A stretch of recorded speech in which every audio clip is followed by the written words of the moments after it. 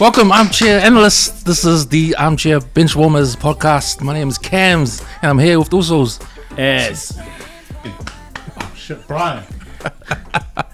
What's up, brother? I'll cut it out. Yeah. We're just laughing about something that you probably won't actually see, but it might reveal the real identity of one of our hosts here. Look, welcome to the Armchair Bench Warmers. We're the hosts with the most, where we talk all things sport for the past week and the coming week. Don't forget to check out all our socials, YouTube. Make sure you follow and share on all platforms. So welcome back to the channel. A lot happening in the last week through rugby league, Super Rugby, cricket, Auckland FC. A lot happening in sports. So we'll touch on the main subjects. But to kick it off, let's start with a league of our own, where we talk about the NRL. Massive week, and had the balance of the games that who didn't play in Las Vegas to wrap up round one. And I'll just put it on the table for Cam and Brian. What are your thoughts on the round one games that were played in New Zealand and Australia? It's quite interesting because you just touched on it. Like, round one starts off in Las Vegas, and then you've got like a few days until the rest of the teams play, and it feels funny. It feels weird to just wait for those games, and it feels like long round, eh? Long round, and it feels like it's round two already. It's like round two already. Just off the cuff, did you notice a difference of atmosphere between the Las Vegas games and the games that were played in New Zealand and Australia? Probably just the Warriors game. I mean, the fans at the Warriors game, man, they were awesome, man. Very top tier, bro. And Top tier. the Warriors continue when they play at Arena Stadium. It continues to be the hottest show in town, man. Every time they play home games, man. It's a vibe. Sold out too. Sold out as well. But yeah, man, as opposed to Las Vegas, where everyone that goes over there flies over there, go for on holiday. We get a game in our backyard, and Sorry, when you guys said Warriors sold out, are you talking about Mitch Barnett selling out? Or talking about wow. Oh, fair enough. Well, that's one of a couple of big news announcements, in a row. Yes, and we'll touch on that. Speaking about the Warriors, look, probably the first Friday game. Back in New Zealand, like you guys said, look, the Warriors fans just put on a show. I watched that game. What a spectacle, man! What a vibe! What a upset! Look, I called it. I called the Roosters. I called the Warriors, and look, they went through. If you just look at our last show, you would have seen that I clearly called the Warriors. But I think, man, the boys turned up. One thing I definitely noticed about the Warriors was how fast they were playing. What's your thoughts on the game? Yeah, it was a great game. I was really interested because I'm not a Warriors fan. I was interested in what the crowd reaction was, and I got that. That was awesome. I was also interested in how DCE plays. Now he came across from my team. He was, man. He didn't have his best game, but you can say that for a lot of the star players that play for the Roosters. Can they give him back to Manly? No, we don't want him back. It's all right. We were happy with our buy. Thanks. Yeah, man. I thought it was a fast game, just like you said. The Warriors just played awesome. I mean, they put on the points. They blew them out at the end. They were fast, They played a really fast game from the point of tackle to getting up to play the ball. That was one thing I was just really, really obvious how fast they played. Yeah, that's right. So I thought that, before the game started, everyone's thinking it's going to be a hard game. The Roosters got a good chance of winning. It didn't happen like that, and I don't know if I'm going to put it down to the first game of the round. These house combinations have to figure it out, being brand new in that. They did well. Yeah, but they had injuries too. Victor Rayleigh wasn't there. Atoya wasn't there either. So, yeah. You're talking about this. I mean, talking about the Roosters. The Roosters, yeah. And they had to make the trip over as well. So, would it be fair to say that the Warriors plucked the Roosters? Yeah, definitely. Hey, they didn't pluck them, they fucked them, bro. I just noticed, I think probably one of the weaknesses that I sort of thought was that Tana Boyd and Chanel, Harris Tavita. But man, that Tana Boyd, he stepped up, Yeah. Man, he played probably the game we were all expecting him to play. Man, if he carries on with that form, it'll be hard to see where... he wasn't holding back, Yeah. I think exactly. I think he was... I mean, I don't know, we must have just given him the discretion to play, but... He had a safe that was the game, best man. he played. He They played look like safe. the Warriors from old, The Warriors where they took a chance, passing, offloads. Yeah. I think they just went to their confidence too, but they did it... I think they consistently with accuracy, and that sort of resulted And their defense, man, their defense was on, bro. Crazy, man. I'll give it up to for putting down on our bet last week. Sorry, I got the margin wrong Alan though. Pompey.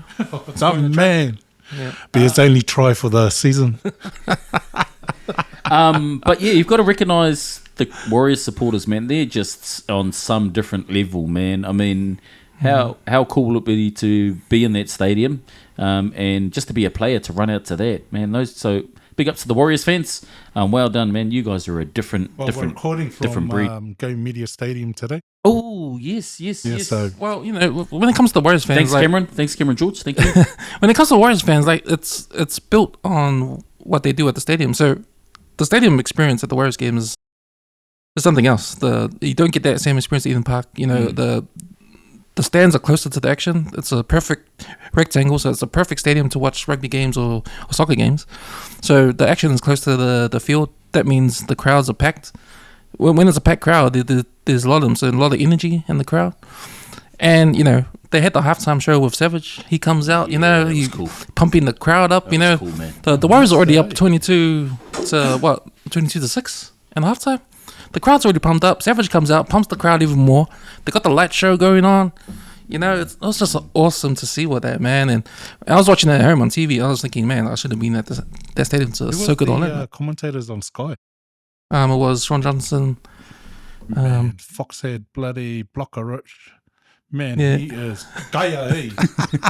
He is biased as everything the Warriors he's did. biased. Forward pass. Yeah, he's biased. Well, the thing I got from the halftime show for the Sky TV one, they showed the panel at halftime. The panel was outside at the stadium. You can see Savage at the back, but Sean Johnson, he wasn't even. Sean Johnson, he stopped working and went behind, and he was just jamming to the Just vibing to the song, man. Nice. Yeah, so It's probably like when he was playing for the Warriors. Just kind of No, that was when he was at the Sharks. He was like that. just doing his own thing. So good to see he's adding something back to the Warriors. But yeah, big up to the Warriors supporters, man. You guys are on a different level.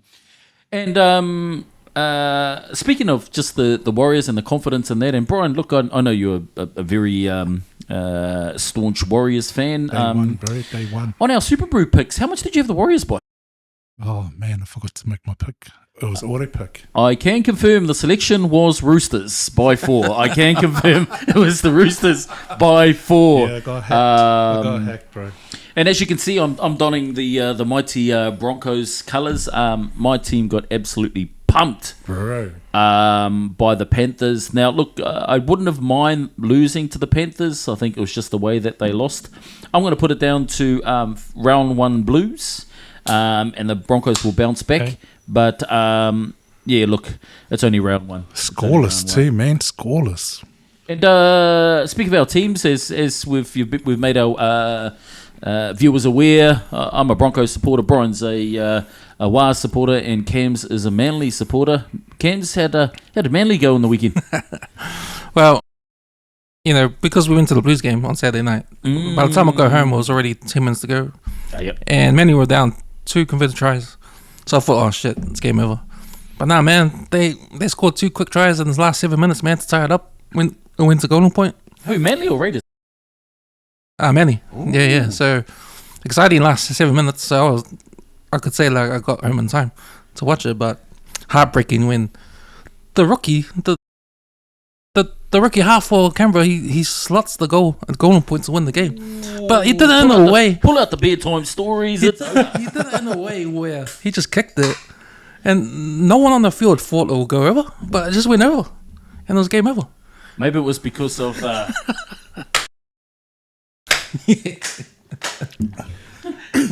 no. Where they played that? That was played back in Manly, eh? Was it Brookvale? Brookvale, yeah. Brookvale. So, of our teams, of our 3 teams, only one was victorious over the weekend. However, we're now jumping into round 2, and the Broncos play tonight. Wait. One's your Broncos. One's your Broncos. Round 1. We can talk about that because at least Manly scored some points. Look, What happened?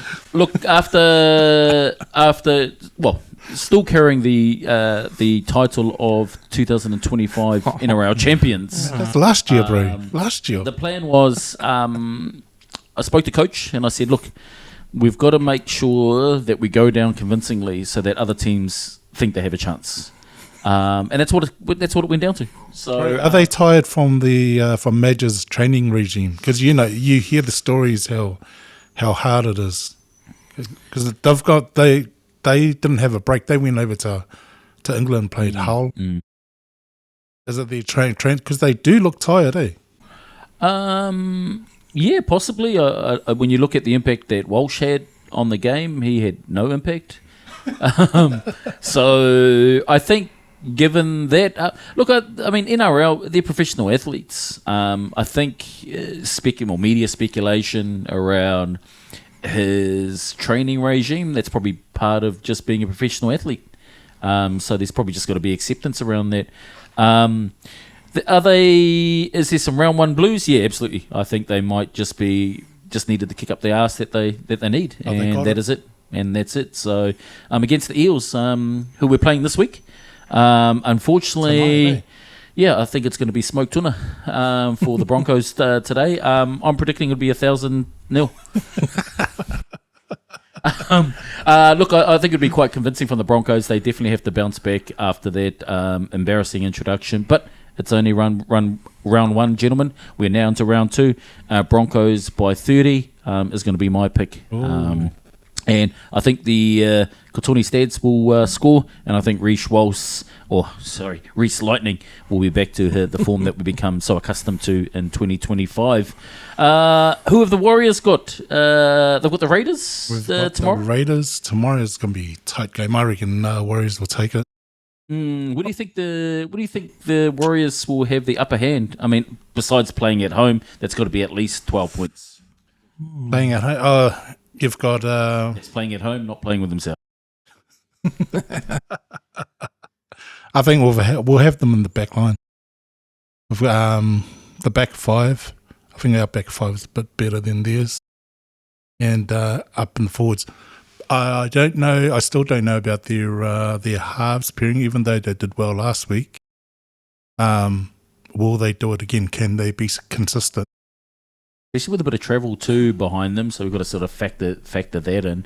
And the Warriors will have some confidence on what they did last week. On paper, man, it was probably, particularly for the bench, I thought where the Roosters would have had them. Warriors just, man, threw all those theories out the window and absolutely give it to the Roosters. Somebody's 100 for 150th game?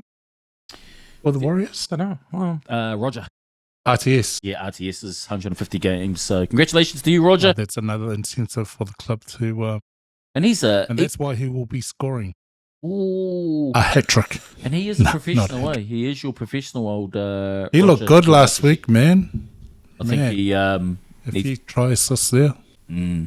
And I think with the 150, man, the boys will definitely be rooting to get up for Rogers and get the W. Just no rooting before the game, boys. Oh yes. Keep those the testosterone. Keep those testosterone in there, boys, so they can go with the big hits. And who have the Seagulls got, bro? So we also got a hard game against Newcastle Knights. Newcastle. Yeah, which Newcastle impressed me in Las Vegas. No Fletcher Sharp, so he's out another week. Yeah, but they've got a good replacement with Sandon Smith anyway, so it'll still be a hard game. I think we're unlucky to lose last week at home, but down by 2 tries and have to try win it at golden points, no excuse. So yeah, are they missing DCE? You reckon?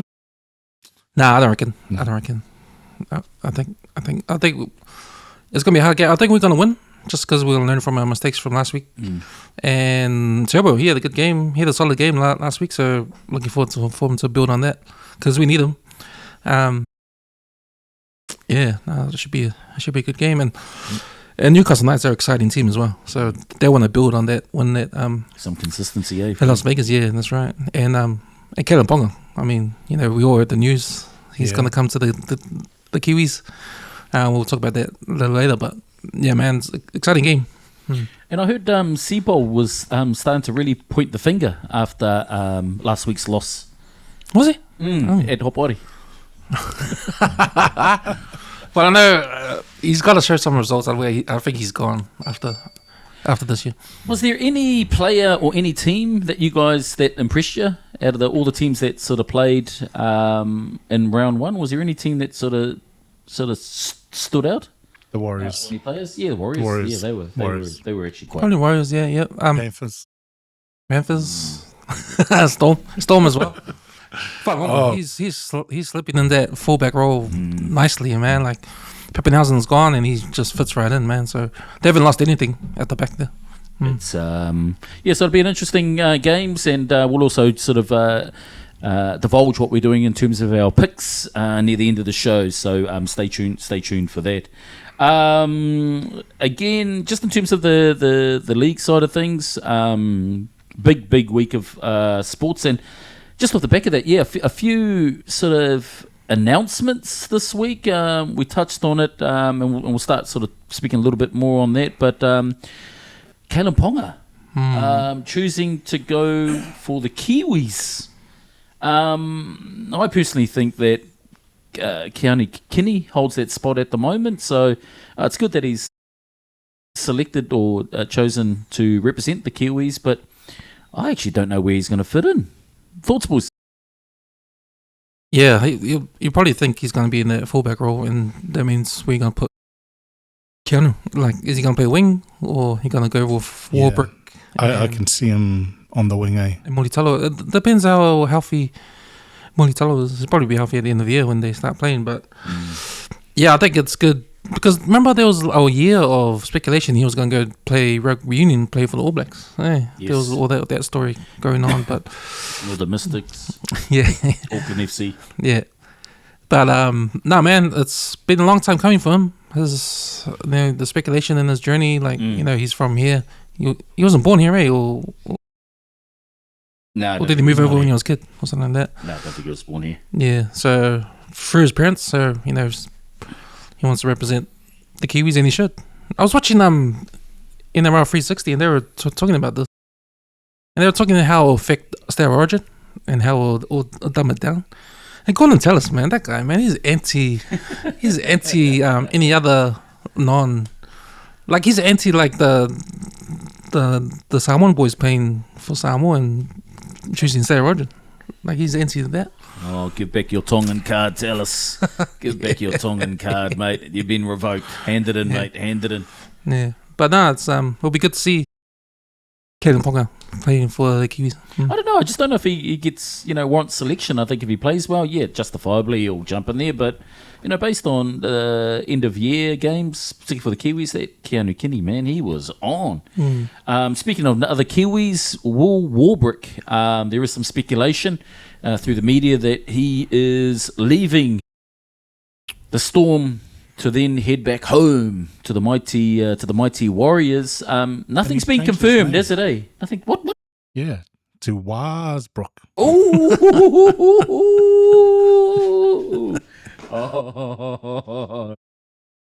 Bill Wasbrook.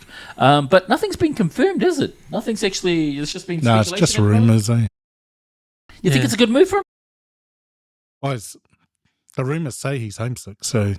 And he's going to use the old compassionate grounds. It's about time the Warriors got one. got one back, eh? Pulling out their compassionate. Is RTS? Is he going to go? Is he going to retire, or is he going to? Because there'll be a good replacement. Yeah. He's getting older. Older. I mean, it'll be a massive addition, particularly when you've got even DWZ. When does his contract finish? Hopefully, it's this year. Oh, Soul Glow. Nah. With a Soul Glow finish, man. He's been all right, man. He played all right in that last game, so hopefully... just his D, his D is questionable, bro. He likes to push in. And I just wonder if sometimes the hairdo gets in the way, eh? Like you'll be looking and then maybe it just comes across one eye and he sort of loses. Oh, no, that guy's there. And then when he flicks to the back, in slow-mo, he can then see it. He needs a mullet, shave the sides. Man, needs a baldy, I think. And he actually needs a baldy. And also the big announcement today, Mitch Barnett has now signed a 2-year deal with an option of year 3, but I believe it's a downsize pay, or he's taken a pay cut on year 3. Interesting discussion because, again, through the media, it was conveyed that he was homesick and wanted to be closer to family, but he's moved to Brisbane. And look, I don't know sort of the exact geographical details, but I believe and thought through the media that home was in New South Wales. So what are your thoughts? Yeah, it would have been probably, if you're a Warriors fan, you'll tend to be not a Brisbane Broncos fan. So I think I think with Brian over here, I want to know his thoughts on this, because are you happy that Barnett's going to the enemy? Not to the enemy. Not to the enemy, but I'm happy he's going home. He needs family support for apparently it's one of his kids, but his in-laws do live in the GC. Oh, okay. So okay. I know he didn't go to the Titans, but why would you? Why would you go to the Titans? And it's he's a good fit because they're losing Haas next year, and he fits right in. And then Haas goes with that space for they make some space in their salary cap, so he gets that 1.2 million a year for 2 years. But what do they? Because I know Warriors want compensation for this. What are they going to get? I think they're going to get a player or money. Well, I heard on the radio they're talking about some player coming up in the development. He's from New Zealand that the Broncos snatched from here to go train over there. Oh, but he's an outside back though. So. Breaking news, guys, just in regards to that player swap, Alan Langer is going to the Warriors. Congratulations, Warriors. Player coach? Oh, thank you. You have got Alan Langer. I like for the Broncos, it's a very risky selection, because they've done it on the basis of historical form, and many players that come back from injury don't hit that same peak level or have that same influence. So I think it's quite risky at 750, I think, a season, or 850 a season. It's a pretty decent contract. So look, wish Mitch Barnett all the best with regards to his injury, but I do think it's a risky move by the Broncos. He might go back to the days where he wasn't making State of Origin. But I also hope that he does recognise the impact that the Warriors have on him. Used to be a very grubby fighter. I think he does, because that year he made State of Origin, he was playing for the Warriors. So I think he rejuvenated his career when he came over here. Yeah. And I think a lot of these Australians do, because they're away from the bright lights, they're away from the media. It's a lot of negative stuff going on. Are you saying there's no bright lights in Auckland? Well, talking about the stuff that's... What are those red and blue ones that drive up our street? Yeah. Well, take Adam Fanua-Blake, for instance. Like, he wanted to get away from all that stuff, all the extracurricular activities they do over there in Australia, and come down to New Zealand, he sort of like a fresh start, like it's like a safe place. You can concentrate more on the game. There's no outside influence as much. Here's a question then, just on that, on AFB. Do you think that when he went to his season with the Sharks was better or worse than when he was playing for the Warriors as a player? I think he actually dropped in form with the Sharks. He made more noise with the Warriors. So when he went to the Sharks, we're talking about last year, right? Like, you saw him play, but it was like, not really. I don't know if it's because he's not playing here, but it was sort of like invisible man. Well, I mean, there's a lot, I suppose, that's happening in the world of league, and particularly with some of those players. Round 2 starting tonight with the Broncos and Eels, and catch all that stuff live on Sky or illegal channels. Speaking of the league. I suppose one of the key things that I've probably noticed is that there was a lot of discussion about the Warriors. They seem to be hot property at the moment, and like we said on last week's show, that we do have a few things that we're going to be giving away. So keep posted on our socials for how to enter. We've got a Warriors beanie. This was given by RTS. Was it RTS? No, sorry, ABC. So we've got a Warriors beanie there to give away, and we've also got a Warriors polo. So if we take that out. So to enter, what you've got to do is follow our one of our social platforms on Instagram and YouTube. What you've also got to do is share it with 3 friends, and tag them in tag them with 3 friends. Sorry, and then also make sure that you put down a comment. And the question that we're going to be looking for is that when we talk about the 3 teams that are going to be winning for the rugby league at the end of the show, you're going to have to pick which going to have to name which 3 teams Brian picks to win over the weekend. Gentlemen, anything else in the world of rugby league for the last week?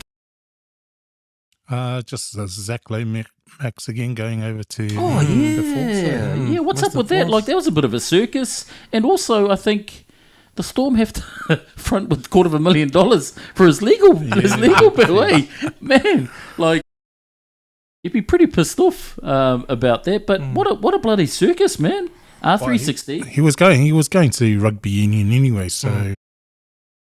But it's like, then you go through court. You know, it was R360, 69ers. What else? Storm. And who was the other team that tried to come in at the last minute? And then you had. Now he's off to the bloody Western Force. I mean, man, I don't think he's going to make an impact at the Force. Let's just see, but it's good news all around. I mean, if any star Origin player could switch codes and go play rugby and try and make it in the Wallabies or play Australian Rugby Union, like play in the Super Rugby, it's got to be good for the Australian teams because they need all the help they can get. Yeah, but I just think I don't think he's going to have time to acclimatise. He used to play and probably have to get used to playing the rules. I think he used to play it when he was younger, but it's a very good segue actually, because now we sort of jump into our rugby wrap up, and let's just talk about it. The Mighty Blues. The mighty Blues. Who took out. Yeah, look at that. This flag was at Eden Park too. That absolutely annihilated the Crusaders. We had the privilege of being there. And look, I've watched the replay about 20 times. What have we beaten the Crusaders at Eden Park? 3 times? Some bloody useless statistic. But Blues were on. And thanks to Bodine Barrett, Caleb Clark, hat-trick. Bro, the pocket energy rocket, Cody Vai. Man. I don't think that guy was going to be any good, but man, he's proved me wrong. But easy win for the Blues against the Crusaders, and I think it's a change of form. Now we're going to see the legacy of the Blues winning 10 championships in a row. Talk to me. Man, you know, Eden Park's been a fortress for the All Blacks. I think this is the beginning of Eden Park being a fortress for the Blues, man. I feel it, man. We had to get up the help, man. Every time the Crusaders come down to play, I don't care what the people say, man. That's the greatest rivalry in New Zealand rugby union. Yep. You know? Don't worry about other teams, man. It's Blues, Crusaders. You can't ask for more. Bigger than Watermatter versus Suburbs. Bigger than that, man. So, you know, being a Blues fan, I was extremely happy. I know we're there live. We're at the box looking down. And, you know, you have to forgive me because even though I'm at the game, you know, it's hard to watch the game, if you know what I mean. So every time I watch a game live, I tend to go home and watch the TV version because I remember what happens. But so what's the Fortress's record so far? I know you tell us. Against against the. All I know, the Chiefs won there. But for the Blues, what an awesome win. And it is. I think it's a changing of the guard. And now we're probably going to see the Blues dominate all the teams that come to Eden Park. Speaking of other teams, Chiefs demolish Moana. Highlanders beat the Western Force. Hurricanes say ta-ta to the Tars. Don't know what the other games were, but Chiefs against Moana. I didn't even watch it. Is Moana going backwards? Are they going backwards, or are Chiefs improving? I think they're still trying to figure out who to field, because there was what I saw. There was some more new players on the playing against the Chiefs. They don't have a good records with the Chiefs. I think Chiefs got an average of 40 points on them every game. Yeah, every year. But I do think they have found their 15. Haveli. No, they're 15 to put. Oh, they're starting 15. They're starting 15 to put on the field this week, and it will be upset Moana by one converted try by 7. Cam, are you sharing the same confidence as? Hell no. We're gonna waste them. Don't worry, man. We're gonna waste them. The battle of the 09, eh? What do you think? Do you think there's going to be? I mean, we've seen the. Assuming you've seen the starting lineup for Moana, looks a good squad. Do you think it's going to be a close game, or do you think that the Blues, given their confidence going into this game, their confidence from last week, it's going to be a high-scoring affair? Yeah, I don't think it'll be that. I don't think it'll just be. When's the game? Sunday. Man, it'll just be afternoon footy. It'll just be another Sunday walk in the park, man. So confidence or no confidence, they did their job last week against the Crusaders. They're going to do their jobs every week. So I'm confident that I'm confident. I know the boys don't have to be, because they're good, right? They're going to come to this game. They're going to approach it with a win, and they're going to come away with a win. Yeah, I mean, I've got love for both teams. My Mighty Blues, but also Moana. I do hope it's a close game. I hope Moana sort of turn up, and if they have got the established 15 and they're set on that I do hope it's a close game. Moana by 7. I've probably got Blues by 37.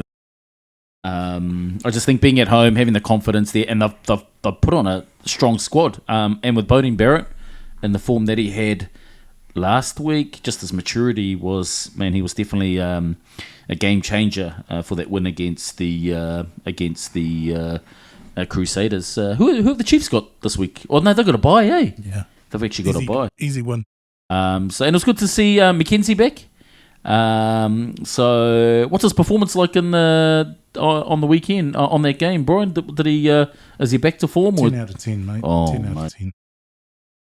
After coming in from parental leave, I think it was. So the other games that are coming up, good luck for those teams. But probably the one to watch out. Game of the round is going to be Blues and Moana. Speaking about Moana, big announcement. Again, speculation, but it's definitely gathering some momentum. Is Tana Umanga, a potential assistant coach for Dave Rennie, the doctor, and his team. What do you guys think? I was surprised when Dave Rennie got named, but I was confident after hearing his interview. I was so surprised when this news came out. On Tana? That Tana was going to be assistant. But then I thought, okay, why? Well, if you think about Tana when he was captain of the All Blacks, when he was playing, he was the sort of the senior player that stood on that All Blacks culture, that culture that Dave Rennie's talking about. And he's the guy that sort of put everybody else in line when everybody was just like, after the game, you go have a drink and you have a few too much to drink and you go out. Like he's the guy that instilled players to lighten up. Got to be professional about it. Blah blah blah. It's all that kind of stuff. So I think he's getting them for that. And plus he's Pacific Islander too. So it's just an extension of Dave Rennie, how he wants to communicate with some of these Pacific Island boys and the team. I think. But as for coach, like I know Tana was coach for the Blues before McDonald stepped in, and Ian McDonald, he took them, you know, all the way to, you know, top of the table team. Then Tana coached the Moana team. They haven't been doing well. Samoa. Now he might be, or you know, be assistant to Dave Rennie. I'm not convinced there, but I'm not convinced with like the strategy kind of stuff. But I am convinced with the cultural stuff. So yeah, cultural stuff. He's strong there, but he's strong there. So he's unproven coaching wise. Yeah, especially international coaching. Yeah, that's right. So what about this? Here's a different angle. With Dave Rennie being overseas for 9-10 years, you know, you could argue the fact that his understanding of local talent, local players, local culture could be lacking. So bringing in a coach that's been involved in Super Rugby at a very localized level, it could be a way to be able to then sort of acclimatise to knowing the players. And because if you think about timeframes, Dave Rennie doesn't have the benefit of 4 years. He's basically got the benefit, really, of 4 weeks. So he's going to have to go, like strategically, he's going to have to really pull in resources to really get to basically where he has to, that the previous coach would have had 2 years to do, or 2.5, 3 years to do, in the space of, what are we talking, 6 months. So potentially it's strategic just to say, hey, look, get me up to speed on how things are going here. Excellent point. So, well, that's what me and Tana talked about anyway. So, and I said, he asked for my blessing, and I said, look, Tana, we've known each other for a long time, bro. Like, I can't hold your hand for everything, bro. You got to make some of those those decisions on your own. So I send him there with my blessing. Yeah, that's a good point, because if you're going to go all in, only got 2 years on your contract. No telling what's going to happen after World Cup. They're going to keep you or go for Jamie Joseph after that, but you don't know. So you may as well just go all in. Because we shouldn't be we shouldn't be in any illusions that Dave Rennie, the David Kirk has specifically specified his contract only goes to 2027. So, and that's going to be a performance-based contract, because waiting in the wings is Jamie Joseph and Tony Brown. So Dave Rennie has to perform. So I think it's probably just strategically to really sort of get to know, okay, on a ground roots level, how we do. Plus, it's Tana, man. How can you not respect Tana? How can you not respect Tana, man? He is the man. Well, good luck, and no doubt we'll be keeping an eye on any further developments around that. Have you seen any of those, any of the shorts on Dave Rennie that the All Blacks are putting up? Nah. Man, he looks like down to earth. It's like you want to go and give him a hand to coach the All Blacks. When he talks, man, it's like he's talking from the heart. It's like he's talking to you. Yeah, exactly. And that's what we talked about last week. We talked about his appointment, and we compared them to Razor, right? And if you get that feeling looking at Dave Rennie speak, definitely don't get that feeling when you're watching Razor speak. Yeah, it is. That's probably one of the immediate observations that I've been impressed with, and I think, as you mentioned, Brian, is just his composure when talking just seems to give you confidence in what he's doing. So let's hope that there is I suppose that transforms from conversation to results. But the world, when you look at feedback, but particularly being a hot topic, everyone's just got confidence in his ability. Some of the comments are like just guaranteed success. Plus, you got Richie Moanga coming back. Not sure about Brodie Retallick though coming back. But there was another one that we're talking about. I'm old fuck.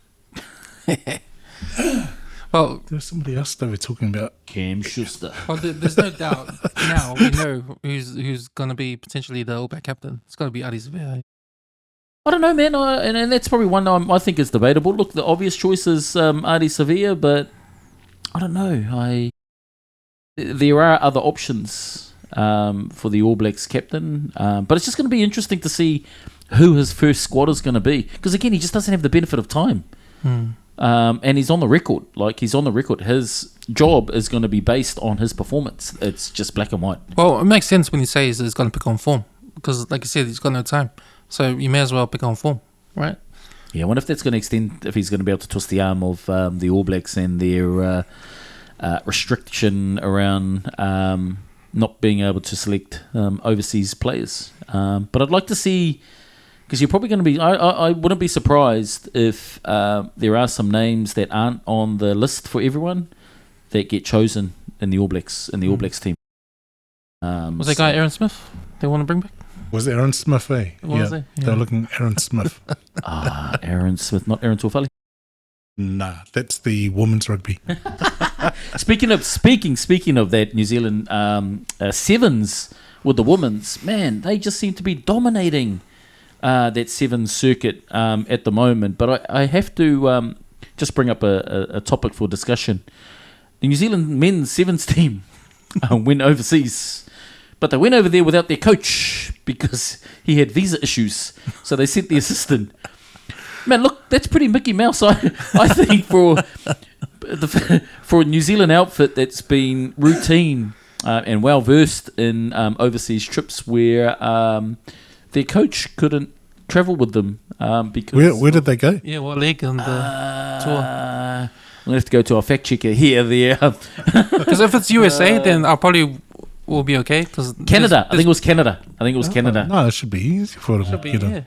But he couldn't travel because he had visa issues. So is he a New Zealander? Fijian. Yeah, I think he's. Well, I think he is a Kiwi, but he's Tomasi Kama. Yeah. But I thought that was a little bit. Let's say. Yeah, that was a little bit slack of the coach not being able to travel. Didn't they vet him? But that New Zealand women's, though, man, they're leading from the front. I mean, I don't know when the men's last won a competition, or they used to be consistent in winning those competitions. But the New Zealand ladies, man, they just seem to be winning competitions, well, every single circuit of the New Zealand Sevens. So well done to the New Zealand women's, and I think for the New Zealand Sevens, you get our this week's the armchair bench warmers thumbs down. And to the ladies, you get the armchair bench warmers thumbs up. But remember, Sevens used to be like massive. Yeah. You know, like Wellington, and then they shifted it to, well, no, I'm not even going to talk about Hamilton, but Wellington was kind of the place to be. Everyone would fly down, everything would be booked. It was an awesome spectacle. Man, you'd be staying up at night, watching Jonah, Eric Rush, even a young Rico just rip up. But man, we don't have a Sevens thing. Should they bring it back? I think they should bring it back. But I don't think it's too late now. But they ruined it. They ruined it themselves when they just cut the alcohol at the games. You know, was there no alcohol at the games? That's why it went down. Oh, they cut alcohol, right? And then no one showed up. I don't know that. Yeah, that's a bit silly. I mean, that's just part of the sporting culture, isn't it? Yeah. Mm-hmm. That's a big. Well, never mind. All the bars were making money around in Wellington that time, but I think the council just thought, look, there's too much trouble versus a lot of people, so we'll just cut the alcohol. No more alcohol at these 7 games, and then that's when no one showed up. If you were to, I wouldn't show up either. Fuck if you were that. to bring it back, bring back Sevens, where would you host it? Would it go back to Wellington, Hamilton, Auckland, Henderson? You know what? It would be cool if they bring back the 9s as well. So have the league 9s. Maybe have a joint. Have the league 9s competition in Auckland and the 7s in Wellington. The 8s. Ooh, the one. What about the 1-on-1s? And Queen Street. Yeah, no, the 7s. I used to love watching the 7s. Man, that was bloody awesome. But the only problem with the 9s in Auckland, like if the Warriors were out, no one went to the final. No one. Yeah, true. Only the team's supporters stayed there, and it was like half the stadium gone. mind you, though, if they were to make it like the 7s, and create that atmosphere. I think if it was more of an event, and the event was based on sort of catering for the people, in addition to the spectacle of games playing, I think it could be a product that could be explored, even if the Warriors didn't sort of make the finals. Is there any sort of weird sports that you guys have ever come across? Because man, I was watching YouTube and I come across. Bro, there is some out of it sports on YouTube, especially in Eastern Europe. Have you seen those MMAs? This is like 100 versus 100. Or in the octagon is 10 versus 10, bro. And then they got the dudes in the knights costumes, and they're going hard out. They're going hundies. With the joust. Yeah. I used to have a client that used to do that, who would travel out and dress up in those medieval sort of costumes, and then go out to the fields and then do sword fight. The sword fight. I thought that was your partner. You guys used to have sword fights all the time. Cam, he's talking to you. He's talking to you. I've never had a sword in my life. Just your own. Cam and the man. But I saw this one, and it was in this particular one, and I think they staged them at various places around the world. But this was in the UK in Surrey, and it was called the wife carry. And what they do is they'd set up this course, and you basically put your wife or your friend, and you'd carry them through this course. And one of them, they had like sort of hay bales that you'd have to jump over.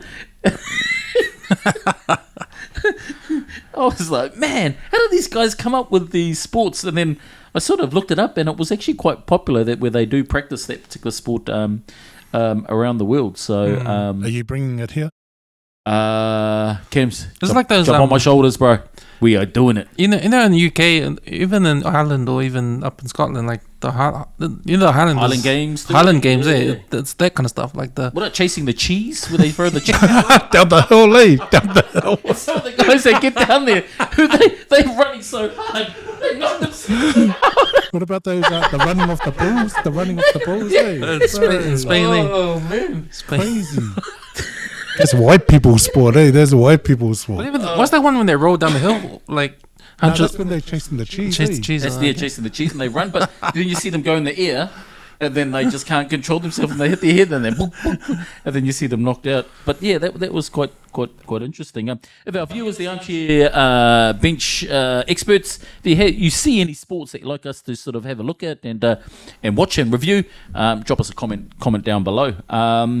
Moving on to probably a spectacle which was kind of massive from our side of the world, but not sort of promoted as something big, and it was the Jai Opetaia fight. Man, that was mean. That was a clinic. Man, the man and his performance against was it Blanton? Man, his fight was awesome. Just his Glanton, yeah.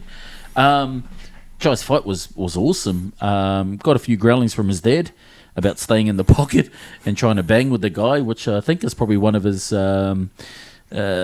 mistakes he sort of openly admits, is that he sort of gets caught up in that. But man, I have to say, man, Las Vegas, there's heaps of Hummels over there, man, in the crowd. That was a small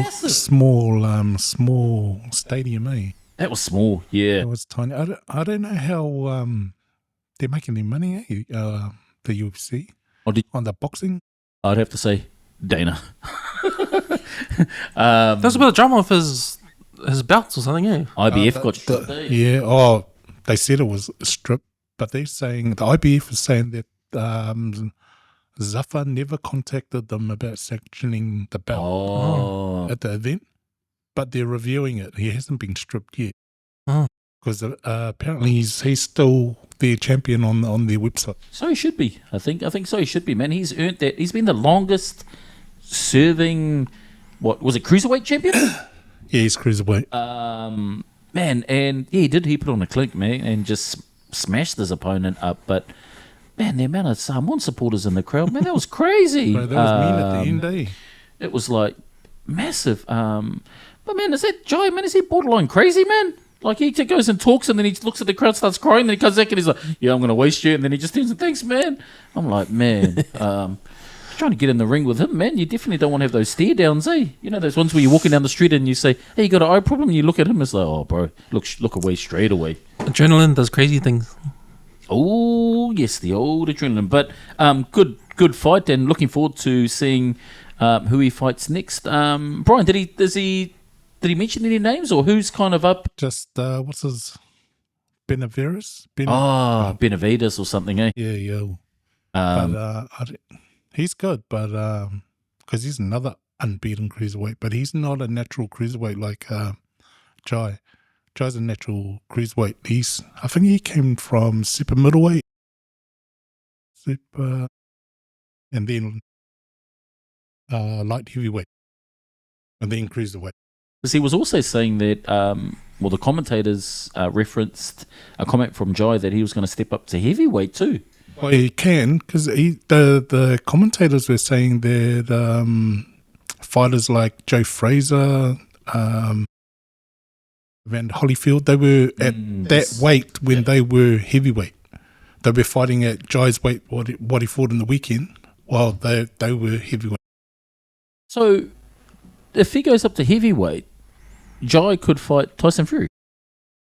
Well, the heavyweights, yeah. Wow. Could fight Jay Parker. Damn. That guy would have to step up on Jai might have to step up on a ladder to reach Tyson Fury. That'd be an interesting fight, but I just think behind Zafar, we've also got Conor Benn too, in their stables. That it'd be good, and hopefully there's some exposure to some of those big name fighters on the USA card. But how are they making their money? Because that was free, on YouTube to watch that fight. Probably sponsorship. There's probably sponsorship to go in there. Plus, it's backed by UFC, man. Those guys will just have money. Man, they'll just have money. But there'll be a commercial element to it. They'll be pushing for it, and I suppose as it gets bigger name fights, I'd say that more sponsorship will be coming on, and that event will grow on that. So good luck, Jai, on your next fight. Yes. We'll be watching it here from Go Media Stadium. Cricket, gentlemen. Black Caps lose the final to India after some crazy 31. What was the semi-final? 33 balls to get 100 runs, but unfortunately they lost. And also Auckland FC, and you took a little bit of an interest on that, Cam, over the weekend to see the Auckland FC team, another team that have some awesome supporters, and they're backing it up with performances. But what was your take on the Auckland FC in the weekend? Did they win? No, it was a draw. It was a 2-2 draw. But I took an interest in it because I wanted to close out the promotion they had in the weekend, the Footy Phillies and Fans promotion, which was so we had 3 home games of our Auckland professional teams, the Warriors, Blues, and Auckland FC, and we had the Champions Day at the races, which had some drama too. Hold up. So we're out of the 3 there. You had the Waz that one. Yep. The Blues that one. Yep. And Auckland FC drew. Yep. So Auckland FC, they come in second at the moment. Yep. Coming first is Newcastle Jets. They're pretty good. They've got Newcastle Jets this week, so it'll be a top table clash. Ooh. The Jets, because if you win a game, you get 3 competition points. If you draw, you get 1 point. If you lose, you get 0. So they needed 3 points, but they're 3 points behind the Jets. Perth Glory was considered their bogey team. Now Perth Glory is near the bottom of the table, and I watched the game, and Auckland FC had the attacking momentum. They attacked, but for some reason they couldn't score. Or when they did score, they scored the first time. They've got the new signee from England. His name's Sam Cosgrove. He scored the 2 tries. Good on you, Sam. 2 tries. He scored the 2 goals. Good on you, Sam. But then Perth scored 2 goals to tie it. So it was weird because throughout the game you would think that Auckland FC will get over them, but they didn't. And they just had to settle for the tie. So no, man, it was a good experience. I highly watch. I don't normally watch soccer games. I normally leave it for the World Cup and follow Brazil. But no, man, I'm glad Auckland has a successful team now. So yeah, And they got some crazy supporters, eh? they have. Where's the Phoenix on the table? They're at the bottom. Oh. Yeah, Oh, Wellington Phoenix. one's the Phoenix. Yeah, they're down the bottom. That's what happens. Stay at the bottom. Go the Auckland FC. But yeah, they're supporters, eh? I watched The Port. I did watch one game where Wellington Phoenix were playing Auckland FC, and they were playing Auckland FC were having to travel down to Wellington. Man, that Auckland supporters club, man, they are hard out. So Auckland FC, they've got a official supporters bar in town. And they all go there. They all meet up there at the bar before the game, and then they all train over to the stadium. And they fill up that space. It's called the Port. They call themselves the Port. That's their fan base. So they fill up that section and go meet the stadium. And they got drums and they chant and they just go crazy. And you watch them on TV when the cameras, they always point to those fans, and it just makes you want to jump in and join in there. The Blues have they've started up the corner. Did you notice that in the game? They've started up the corner. They've got that in the corner now, eh? I didn't see that. They've got the spa, eh? They've got the spa. They've The got- spa pool. Yeah. They've got a spa pool there. In Park, yeah. Oh man. I know they've got the corner and they've got a DJ that sits in there, but I think they're trying to replicate what I suppose the Wars and the Highlanders and the Zoo, and also But that's the thing. That's the thing, man. I'm just gonna say this, man. Blues organization, man. You gotta figure out your own stuff, man. Stop copying everyone else. Yeah. They put the spa pool there because they copy of cricket. Sharks. Sharks the other day. Oh, Remember? shucks the day. The Sharks. They have that spa pool, so they copied of them. They've got a kids zone now at Eden Park. Yes, they have. Yeah. And it's like a small thing, right? They just made space for it. Don't copy of Auckland FC. Auckland FC's got that big kids slide and all those things over there. The Blues made themselves a chant and they blasted on the loudspeaker. How's it go? Give us a demo, bro. Give us a demo. The Blues. We are the Blues. We We are the never, Blues. never lose. We are the Blues and stuff all of yous. But don't copy all the Warriors, man. So I'm trying to say, man, like I hope the Blues organization look at this promotion, this This episode. this episode and footies and fans look at what's happening at Go Media Stadium and look what you're doing to Eden Park. You can't compare. So don't copy what other people are doing. Figure out. They need to brainstorm their own shit, eh? We need to do our own shit. And you know what? Here's a hint. Ask the fans. Ask us. Ask the Blues fans what we want. I think they need like a. I think the introduction of the corner is cool, but then they had the DJ there. I'm like, bruh, man, they're like, you need to be able to then pump that. When we were sitting, we couldn't even hear anything, coming from that corner. So Maybe it was the silent corner. You know how you get sent to the corner at school when you're naughty. oh no, that was what was the stand that was all empty. But you're right. I think the Blues need to come up with their own initiatives, your own creative. How was the crowd at Eden Park? Crowd numbers, I think were good. A sprinkle. But Oh, it's definitely noticeable because it's so big on the absent, on the empty seats. But how many people you reckon? 20,000. Oh yeah, no, that's decent. That's decent. But I think that's naturally going to come being a Crusaders Blues game, and but there's more opportunity there. DJ, good music, good vibes, cheaper food, cheaper drinks. I think what they should do, and I don't think they will, is do what the NFL does, and have tailgating. Like use that park next door. You know that park next door, the number 2 field. Yeah. Like have people come in, bring their barbecues, bring their chili Kabu bins, parties or something. Yeah, have people do that. Fans do that. There you go. The Blues executive team, marketing team. If you're seeing, look, come talk to us. We're the Armchair Benchwarmers. Make sure you follow all our follow us on all our social platforms, and don't forget, leave some comments and make sure you like our channel. Who's their main sponsor? Nib. Nib. Oh. Yeah, Nib. Health insurance. So yeah, Nib. Just give me $1 million, man. 1NZ, they give all 1NZ customers 2-for-1 tickets, all games, all home game. Ooh. 2 for 1 2-for-1 games, 2-for-1 tickets, yeah. to the Warriors. To all 1NZ customers. Oh, So if you're on 1NZ, you go onto your One Rewards and you can pick which game you want to buy tickets. It's been like that for years, even when they were Vodafone.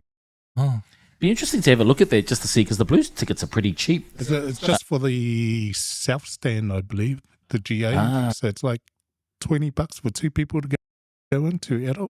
Well, that would be a start to be able to then sort of look into that. I know some of the tickets have been quite cheap. How cheap's cheap for the cheapest seats at Eden Park? I think you might be able to get 2 adults and 2 children for like $40. Is it? It's 25k capacity. But They could do 27. But if you're clever, you just go and buy the cheapest ticket, and then you just roam across to the other seats, because that's what everyone does. Buy the cheapest ticket and go. You in corporate boss? Hey Cam, hey yes. Hey, what are you guys doing here? Oh, same issue. Moving on. USA sports updates, and you've got a few updates on what's been happening, particularly in the NBA, Camz. Yeah, so this happened just yesterday. So Bam Adebayo, he's a forward for. Oh, I saw that. Miami Yeah, Heat. He scored 83 points. Now that puts him second to the all-time most points scored in one game. Is that Dr. J, is it? Nah, it's Walt Chamberlain. He's got 100. Yeah, 100 points in a game. He beat Kobe's record. He beat Kobe's record. So Kobe scored 81 in 2006, I think, 2003, against the Toronto Raptors. And yeah, that 81 was the second best, and that stood for like 20 plus years. He's passed away, as you all know. It's pretty sad. You probably think what he would say about it. But yeah, man, Adebayo. But it was against the Washington Wizards, and they're at the bottom of the table. Played no defense, and one of the teams that are in trouble for tanking. Ooh. So a bit of background. So this year's NBA draft is going to be a good draft because there's a lot of high-scoring college players that are putting their name down for the draft. So you're talking about top 10 are all like potential, could be number 1 picks, man. So we haven't had a draft like this in a long time, since Allen Iverson and Kobe got drafted in that same year. So a lot of talent going to come in this year's draft. So a lot of teams, if they're not going to make the playoffs, are losing on purpose. And NBA is noticing this, and they're finding these teams for losing on purpose. So the Washington Wizards is one of these teams that are getting in trouble. Who's got the side bets on? Is that because the lower teams get the first draft? Lower teams get the first draft. They get more balls in the lottery. So if you're bottom of the table, you get 100 balls. So you got more of a chance to get the first pick. If you make the playoffs or if you're champion, you don't get any balls. So, with the guy that scored 83 points, I'm just thinking of if I was playing on a team like that, and you had one individual scoring 83 points. Do you think the other guys want to give him a hiding because he's been greedy with the ball?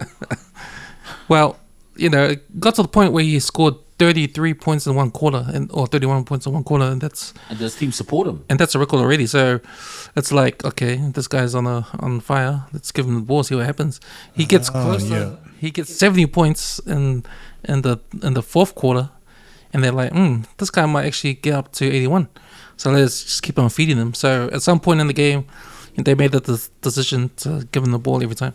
Oh, teamwork makes the dream work, man. It was at the 3-pointer. He was... Yeah, he shot 7 threes the whole game, but it was mostly on the free throw line. So he got fouled like how many times? And he had 45 free throws or something, which is crazy. Yeah. Which is crazy. So yeah, he got 81 points 2 minutes ago, and he got fouled. 2 free throws, got to 83. Right, what an achievement! 83. What's the record?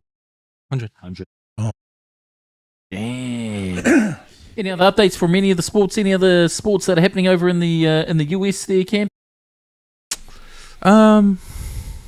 No, off season for NFL. Oh, March Madness starts this weekend. March Madness. So that's college basketball. That's the NCAA tournament. Game on.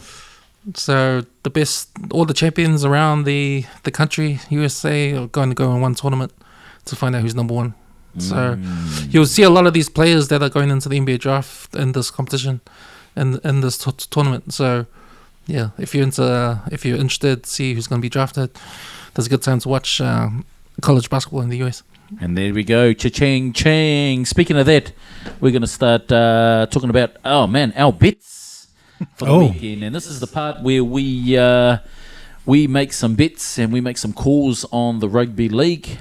We will each be able to select a team and also a factor. And that factor might be a team winning at halftime, a try scorer, and there's various options that we have there. But before we get into that, particularly in terms of our competition, we are going to go into who we think out of the three teams that we support are going to win. I think the Broncos are going to take it out. I think the Wars will take it out. And I think Manly will take it out. So there's my three picks. Cam, who have you got to win out of our from our three teams playing in the weekend? I think I concur with you. I think with the Brisbane Broncos and Eels game, both lost last week. They want to redeem themselves. Brisbane embarrassing lost last week, so they need to. And they're starting Israel Mann. Don't know if that will make a difference because he didn't start last week. So yeah, the energy. We'll Brian, we'll see what who happens. have you got from our three teams that are playing? I've got the same as you guys. I've got no more than 4 points margin across all three games. Awesome. Yeah. So can I just reconfirm that's the Broncos, Warriors, and Manly? That's correct. Awesome. And don't forget for all our viewers to enter our competition to win the Warriors beanie and the Warriors polo. The winners will be announced on our next show, so make sure that you get in and follow, share, for a chance to win those prizes. So what's our how are we looking then? What's our picks? What have we selected for this week's TAB picks? So here's what we got. Here's what Aaron got. So Aaron chose Brisbane Broncos to win, and Tony Staggs to score a try. Let's go. For Brian, he's got the New Zealand Warriors to win 12 and under. Easy dub.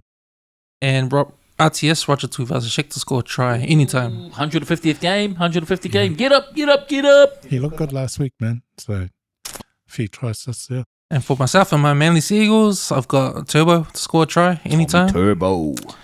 And I've also got Brandon Best and the Newcastle Knights to score a try. Here's the best. And if we win that, how much are we winning? How much are we going to be winning on the TAB? So return is $668. Ooh. Easy money. Because how much did we win last week? 0. Yeah, our picks did not happen. And whilst we're making just one person. Our picks didn't go anywhere. But look, we'll be. You got to be in to win. Yeah. With that said, gentlemen, we come to the end of the show. We are the Armchair Bench Warmers, the hostess with the mostest. We'd like to thank you for watching our show. Please continue to support us as we go through 2026. Remember to jump into our competition, and we'll announce the winners next week. From us here in the studio at Go Media, we are the Armchair Bench Warmers. Big shout out to the Armchair Bench Warmer experts. Have a safe week. And go the Broncos. Up the Wars. Amen.